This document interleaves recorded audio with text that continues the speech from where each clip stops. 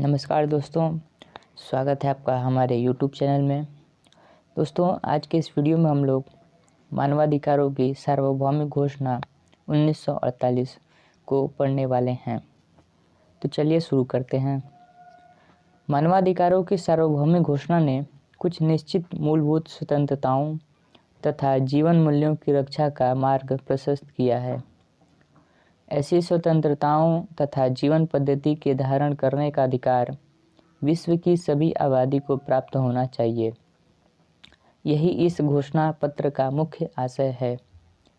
इसमें वर्णित अधिकारों में भाषा एवं अभिव्यक्ति की स्वतंत्रता, ऋजुतापूर्ण विचरण, मतदान करने की स्वतंत्रता तथा सामाजिक सुरक्षा एवं शिक्षा के अधिकार सहित अन्य अधिकार सम्मिलित हैं।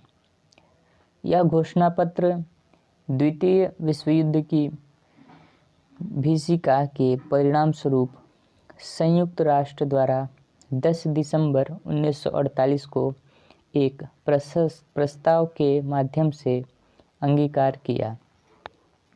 इस घोषणा पत्र के कुल 30 अनुच्छेदों में मुख्यतः अनुच्छेद 3 से 21 तक में नागरिक तथा राजनीतिक अधिकार एवं 22 से 27 तक आर्थिक तथा सामाजिक अधिकार वर्णित हैं। अनुच्छेद 29 इन अधिकारों पर कुछ निर्बंधन लगाता है। इस घोषणा पत्र ने विश्व के सभी मानवाधिकारी आंदोलनों के लिए एक प्रेरणा स्रोत का कार्य किया है। इस सार्वभौमिक घोषणा ने भारतीय संविधान को बहुत प्रभावित किया, जो 26 जनवरी 1950 से लागू हुआ है। भारतीय संविधान के भाग 3 मूलाधिकार अध्याय में व्यक्तियों को दिए गए कई अधिकार घोषणा में वर्णित अधिकारों के समान है। अब आइए तुलनात्मक विवरण के अनुसार अधिकारों को देखते हैं कि कौन से अधिकार सार्वभौमिक घोषणा और भारतीय संविधान से मिलते जुलते हैं।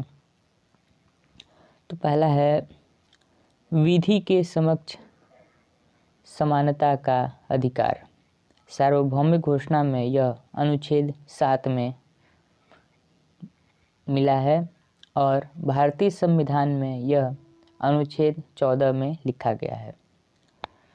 भेदभाव का प्रतिशोध सार्वभौमिक घोषणा में अनुच्छेद 7 में, भारतीय संविधान में अनुच्छेद 15(1) में।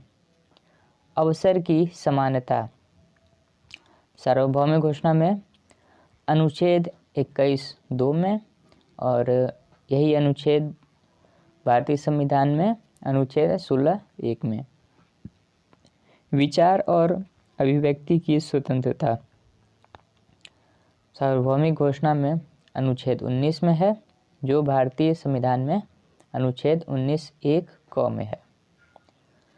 शांतिपूर्ण सभा की स्वतंत्रता सार्वभौमिक घोषणा में अनुच्छेद 20(1) में, जबकि भारतीय संविधान में अनुच्छेद 19(1) ख में है। संगठन अथवा संघ निर्माण का अधिकार अनुच्छेद 23(4) और भारतीय संविधान में अनुच्छेद 19(1) ग।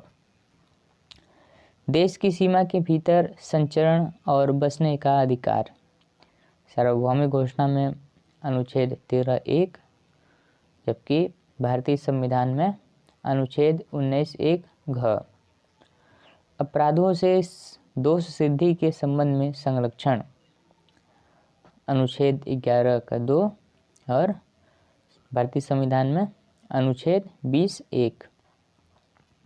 प्राण एवं व्यक्तिगत स्वतंत्रता का संरक्षण अनुच्छेद 3 और अनुच्छेद 21। दासता एवं बलात्श्रम से संरक्षण अनुच्छेद 4 और भारतीय संविधान में अनुच्छेद 23।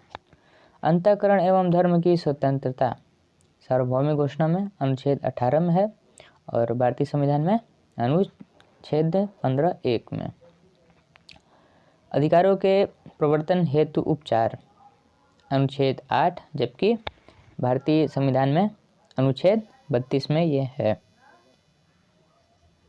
अब आइए मानवाधिकारों की सार्वभौमिक घोषणा का प्रारूप को देखते हैं। मानवाधिकारों की सार्वभौमिक घोषणा की उद्देशिका में यह कहा गया है कि घोषणा में वर्णित मानवाधिकार सभी व्यक्तियों और सभी राष्ट्रों के लिए एक सामान्य मानक के रूप में उद्घोषित है। इन अधिकारों को प्राप्त करवाने में प्रत्येक व्यक्ति और समाज के प्रत्येक अंग निरंतर ध्यान रखेंगे तथा इन अधिकारों और स्वतंत्रताओं के प्रति सम्मान जागृत करेंगे। इन अधिकारों के पालन करने के लिए वे राष्ट्रीय और अंतर्राष्ट्रीय उपायों को मान्यता देंगे, जिससे राज्यों की अधिकारिता के अधीन आने वाले राज्य क्षेत्र के व्यक्तियों को ये अधिकार को प्राप्त हो सके। घोषणा में राज्यों को या सरकारों को सिफारिश नहीं की गई है। यदि इस घोषणा का अर्थ सिर्फ सिफारिश मान लिया जाए तो यह प्रश्न उठता है कि सिफारिश किसको की गई है। घोषणा का संबोधन न तो सदस्यों के लिए है न ही राज्यों सरकारों के लिए। केल्सन ने उचित ही कहा है कि घोषणा सभी व्यक्तियों और सभी राष्ट्रों के लिए सामान्य मानक के रूप में है और उद्घोषणा इस उद्देश्य से की गई है कि प्रत्येक व्यक्ति और समाज का प्रत्येक अंग इसके लिए प्रयास करेगा। इस प्रकार संयुक्त राष्ट्र महासभा प्रत्येक व्यक्ति और समाज के प्रत्येक अंग से घोषणा में वर्णित मानवाधिकारों के संबंध में कुछ करने के लिए सिफारिश करती है।